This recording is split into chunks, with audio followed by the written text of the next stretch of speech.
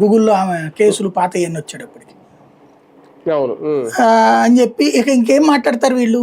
లేదండి ఆవిడ చాలా గొప్ప మనిషి, అద్భుతమైనటువంటి వ్యక్తి అని ఏమన్నా ఈయన కన్విన్స్ చేయగలుగుతారా? చేస్తారా వాళ్ళు బేసిక్గా? అవును. మీ సీఎంఓ దగ్గరికి వచ్చారంట కదండి అంటే రోజు వస్తుంటారు ఆఫీసర్లు, వాళ్ళు వచ్చిన వాళ్ళందరూ నాకు కనబడి సల్యూట్లు కొట్టరు కదా, ఏ నువ్వు రాలేదా అంటాడు ఆయన. ఈ అధికారులు వెళ్ళలేదా ఇవాళ విచారించే వాళ్ళు ఎవరు? కాబట్టి ఇవన్నీ నీకు తెలిసినే నాకు తెలిసిన. ఇప్పుడు నువ్వు ఆ ప్రభుత్వం చెప్పినట్టు అంటున్నావు, నేను అంతకుముందు ప్రభుత్వంలో అధికారిగా ఉన్నప్పుడు వాళ్ళు చెప్పినట్టే నాలా, నీకు తెలియదే నాకు తెలియదు అంటాడు. ఏం అడుగుతారు ఇంకంతకు మించి?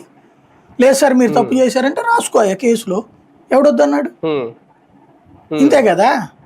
ఇంతకుమించి సినిమాల్లో చూపెట్టినట్టు కాళ్ళు చేతులు కట్టేసేసి ఐసు మీద పెట్టి కర్రలో కత్తులతో కొట్టేయడం ఇవన్నీ ఉంటాయా? అంటే ఒకప్పుడు రఘురామకృష్ణ గారు చెప్పిన దాన్ని బట్టి అయితే అలాగే ఉంటాయని అనుకుంటున్నారు జనం అందరూ. రఘురామకృష్ణరాజు చెప్పిన దానికి సంబంధించిన దానికి అది జైల్లో కాదు కదా చేసింది, బయట కదా. బయట అయితే అట్లా చేయరు కదా ఆయన్ని. అదే ఇంకోటి రఘురామకృష్ణరాజు ఉదయం తర్వాత వాళ్ళు ఏ అధికారి అట్లాంటివి చేసే ధైర్యం చేయడు కదా. అదే కదా. అవును. కానీ అక్కడ ఎలా చేశారు, జైల్లో అయితే ఎలా ఉంటుందని. కానీ ఒకటి సార్, ఈ పిఎస్ఆర్ ఆంజనేయుల విషయంలో అంటే కస్టడీ ఇంకా పొడిగించమని అడుగుతారా? ఆ ఉద్దేశంతో ఇప్పుడు విచారణ చేయట్లేదు. అంతే అంతే కావాలని చెప్పి సాగదీస్తున్నారు అంతే.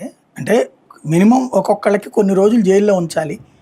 ఇదేంటంటే దాన్ని ఏమంటారు, మానసిక సంతృప్తి పరచడం, కార్యకర్తలోని బడబానాలన్నీ చల్లార్చేటటువంటి ప్రయత్నం అనమాట. అంటే దాని మీద కూడా పైనుంచి ఏమన్నా ఒత్తిడి ఉంటుందేమో, ఈ వ్యక్తి నిన్న